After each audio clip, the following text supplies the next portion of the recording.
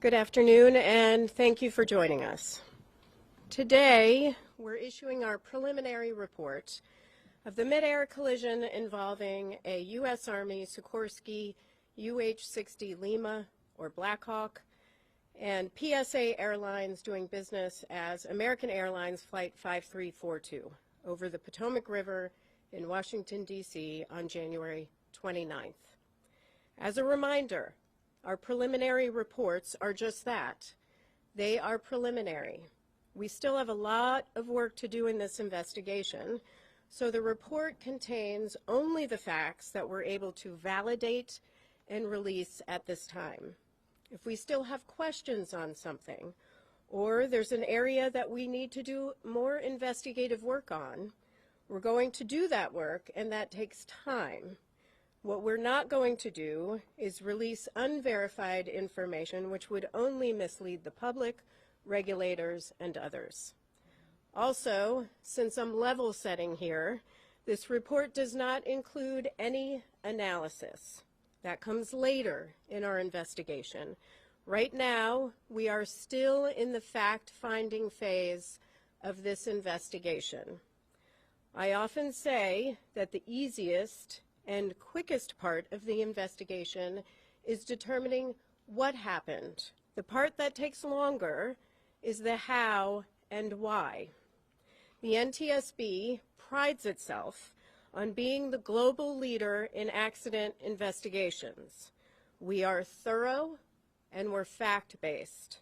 Those facts, the evidence, serve as the foundation for our analysis, our probable cause, our findings, and our safety recommendations. Generally, the preliminary report we're releasing today discusses crew experience in terms of flight hours, the history of the flights, much of which was released in my last press conference, information on the recorders. We still have a lot of work to do in this area as the Black Hawks combined cockpit voice and flight data recorder does not record date information, time information, or helicopter position information. And as I mentioned in the last press conference, there is inconsistency in the data which led us to declare the pressure altitude parameter on the Black Hawk as invalid. We're now in the process of determining whether that may have affected other helicopter systems that used pressure altitude as a data source, such as the altimeters. The report also contains information on the operators, the aircraft involved, air traffic control at the time of the crash, helicopter routes, the airport, emergency response and recovery operations, and the wreckage exams. But what I want to focus on this afternoon is our issuance of a recommendation report that contains 2 urgent safety recommendations to the Federal Aviation Administration, or FAA, concerning the helicopter routes near DCA. Urgent recommendations require immediate action to prevent similar accidents or incidents.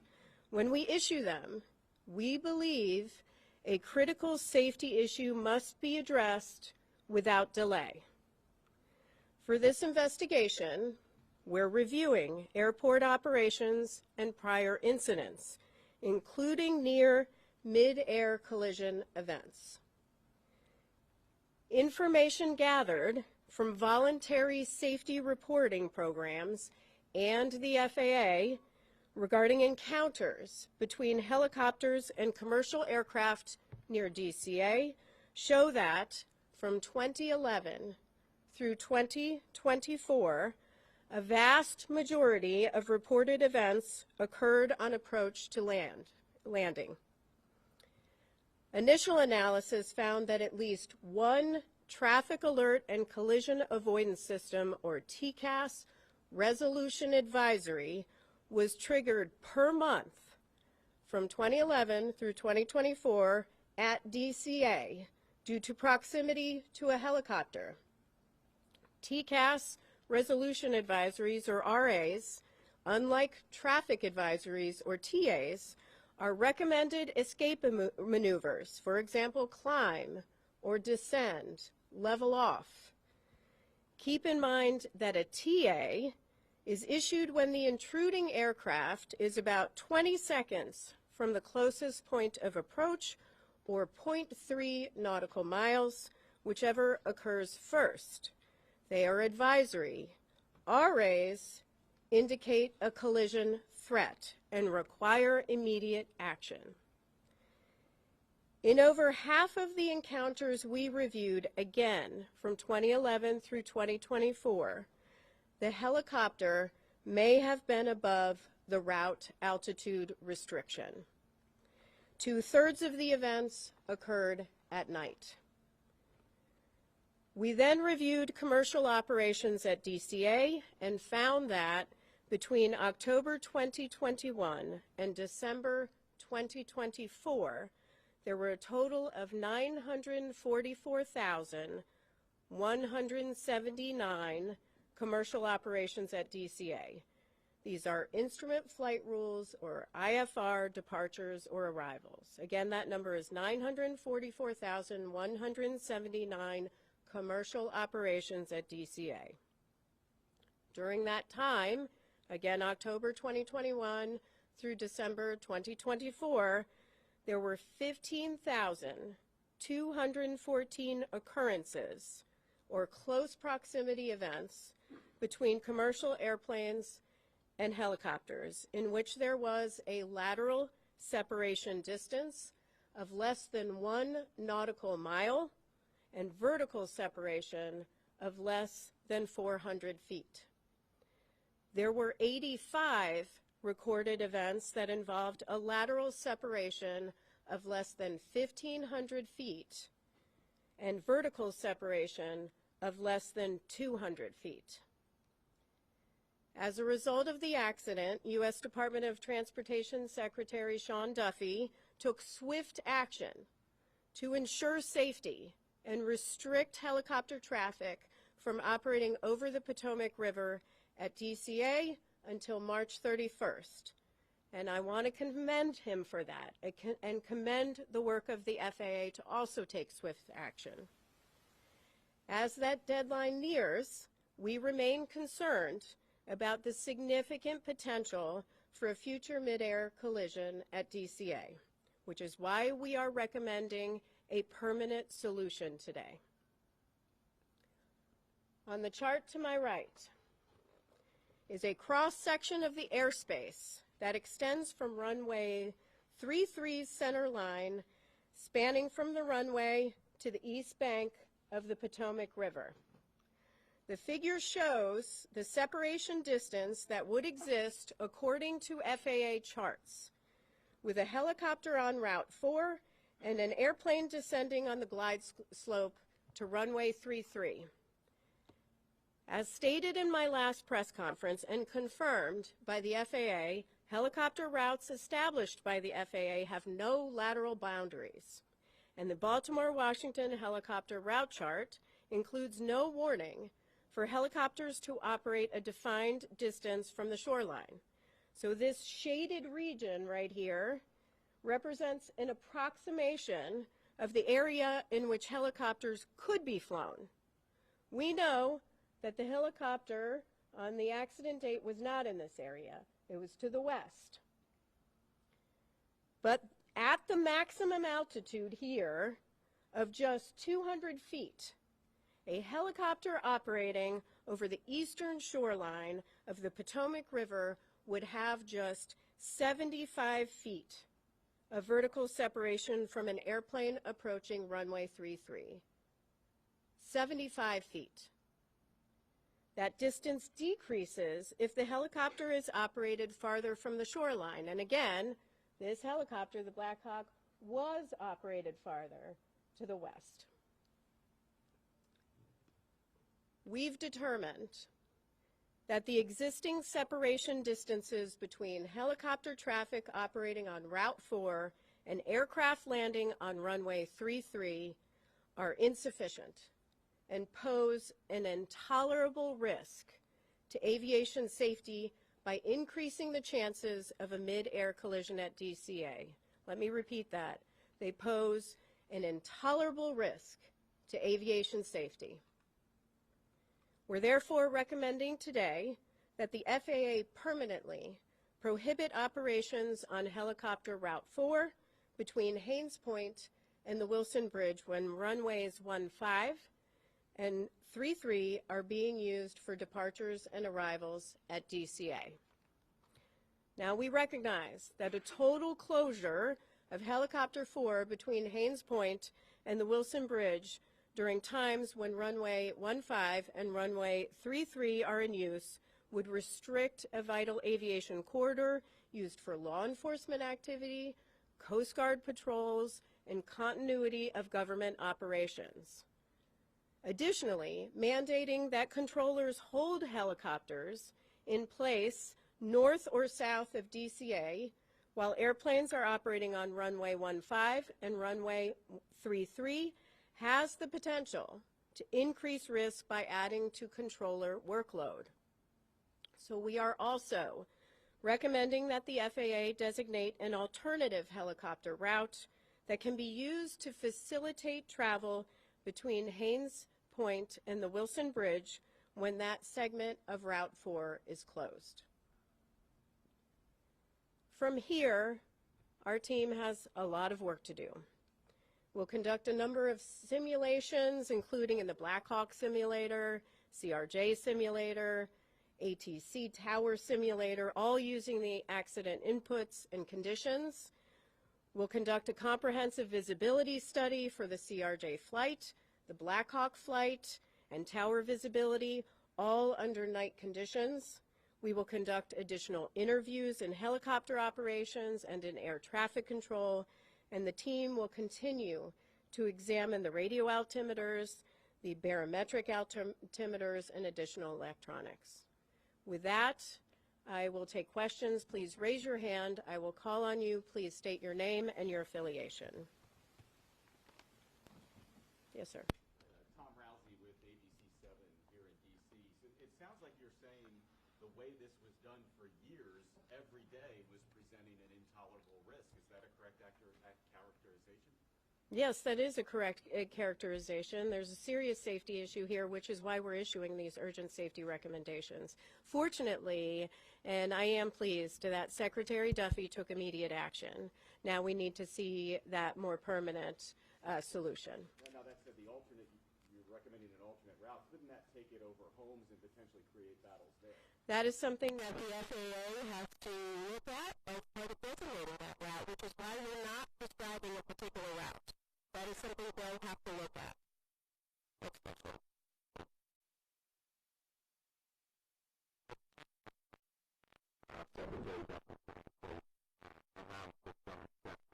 Are you saying today that those exceptions should be removed and no helicopters should be able to fly on that particular route?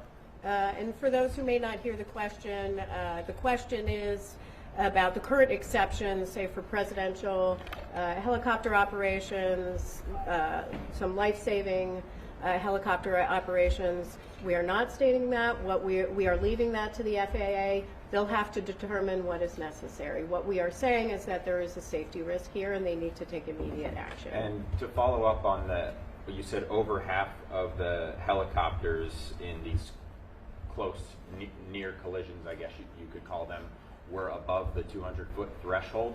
Do you have any explanation for why that might have been the case? Was it issues with altitude instruments? Were they just ignoring the restrictions? The question is about the half that we believe was over the altitude restriction for the helicopter. We'll look at that as part of our investigation. Thank you. Pete.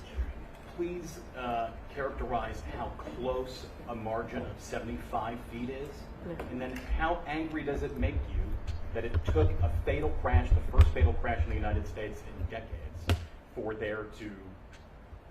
that to expose this issue that was clearly baked into the airspace here? Well,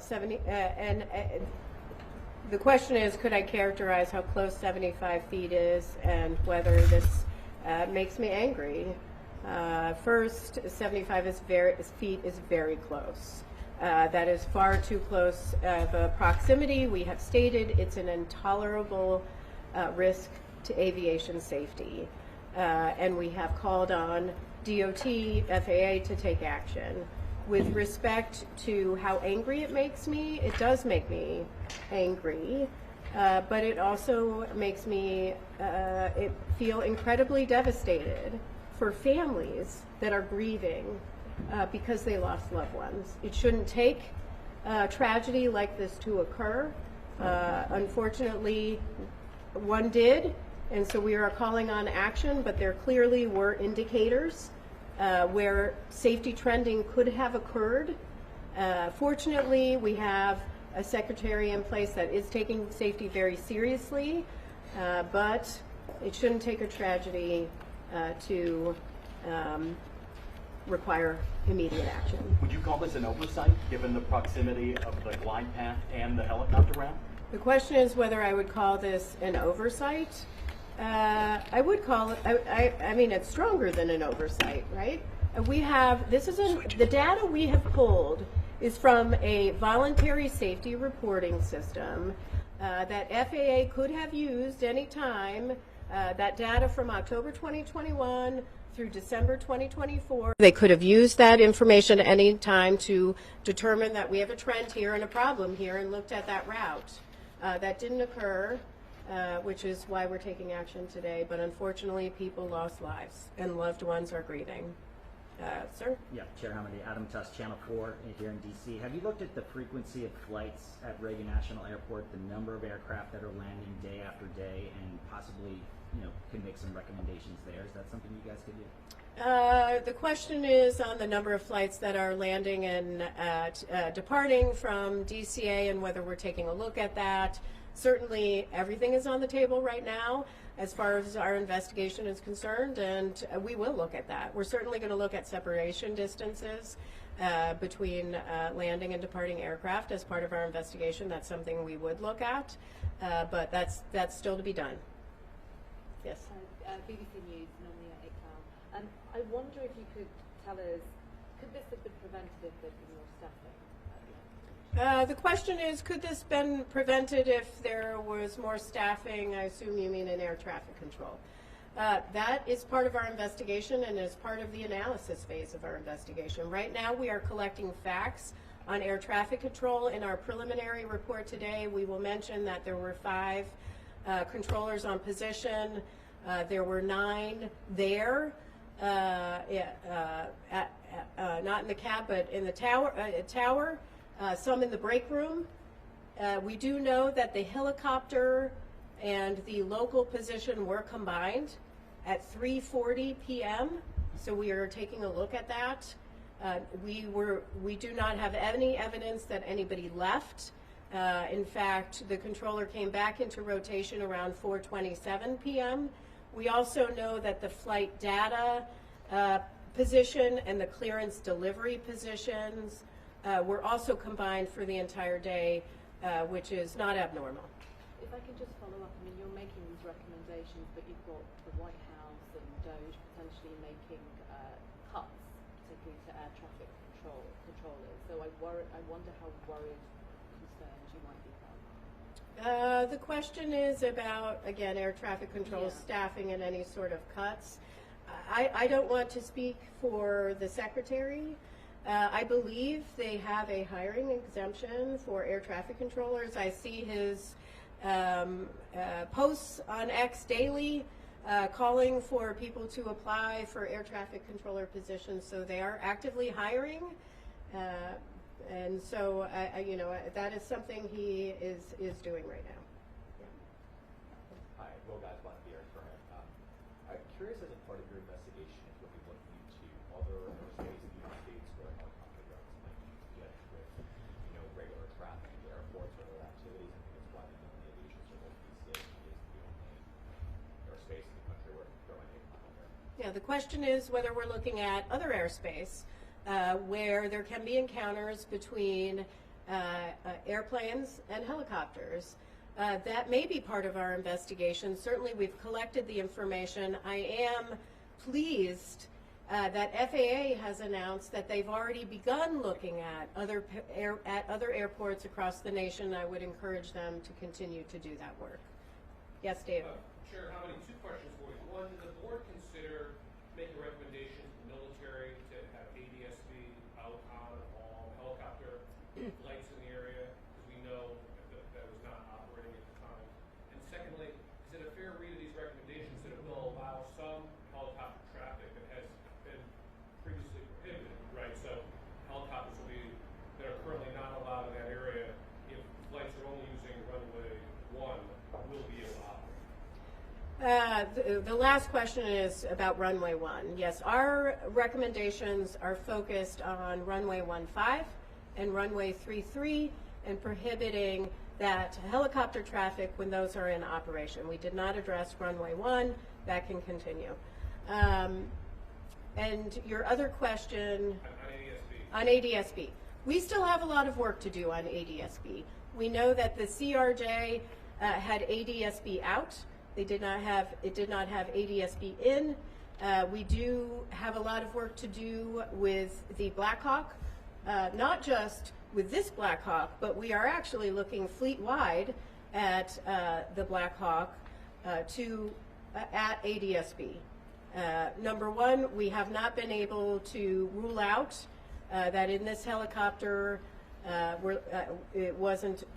we're looking at whether it was installed correctly, whether it was programmed correctly, whether there was some sort of malfunction, or whether it was turned off.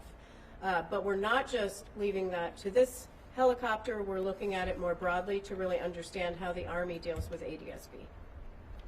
Yes? We're at Gray Television. In that 13-year span, we said there was at least one air traffic collision avoidance triggered each month. Can you give some context as to what that national average is like for other large airports or other airports near military operations? The question is on the TCAS alerts that we found at least one every month from 2011 through 2024, and could we characterize that more nationally at other airports? Right now we're focused on DCA. FAA is looking at other airports, and we are pleased with that and encouraging them to do that. We also may look at other airports as part of this investigation. Two more questions? Yep. We'll count that as one. Okay, thank you. So going back to the collision and evidence, it seems like there's a lot of red flags. Did anybody raise like a red alarm before, or is it just came up because of this incident? And then going back to the controllers and the combining, do you have any insight into how often that happens, especially at the DCA tower? Well, with respect to, there's a question on the controllers and how often they combine. I will say the combined positions of flight data and clearance delivery, as we understand it, is pretty normal. With respect to helicopter and local traffic, there are standards that FAA has in place on when they can combine them, and they have to seek certain permissions. But as far as data on how often, that is something we are looking at as part of our investigation. And I'm sorry, your second question was? Oh, going back to the one a month, that type of thing. Oh. Did anybody raise an alarm, or did it just come up because you did the deep dive? Regarding, did anyone raise alarm regarding the TCAS RAs that went off at least once a month? Here's how I'll answer it. The 15,214 occurrences that we identified as close proximity events with the help of FAA, close proximity events between helicopters and airplanes between October 2021 and December 2024. Some of those is information they obtain. A number of those are through voluntary safety reporting systems. So that means somebody did flag it and call it in. Is that the NAS or the FAS, or what's the reporting system for that? Well, ASAP reporting system? Yeah, it's the ASAP reporting system. Next question. Yep. Max Marcello from DC News Now. You mentioned that there was a risk if these permanent changes were not put in place. What would your message be to the many people flying in or out of DCA today and in the near future? Well, today, though, with the exception, the question is, what is my message for people flying in and out of DCA? I assume you mean about safety? Yes. I just flew with my daughter out of DCA on a CRJ with PSA Airlines. Aviation is incredibly safe. DCA is where I always fly out of. I say often that your biggest risk is in your personal vehicle when you're going to and from the airport. Aviation is safe. However, there are safety issues and areas where we need to improve to make sure that we are at zero. And so that is the role of the NTSB in investigating. This is why we issue urgent safety recommendations. Thank you very much. Thank you very much.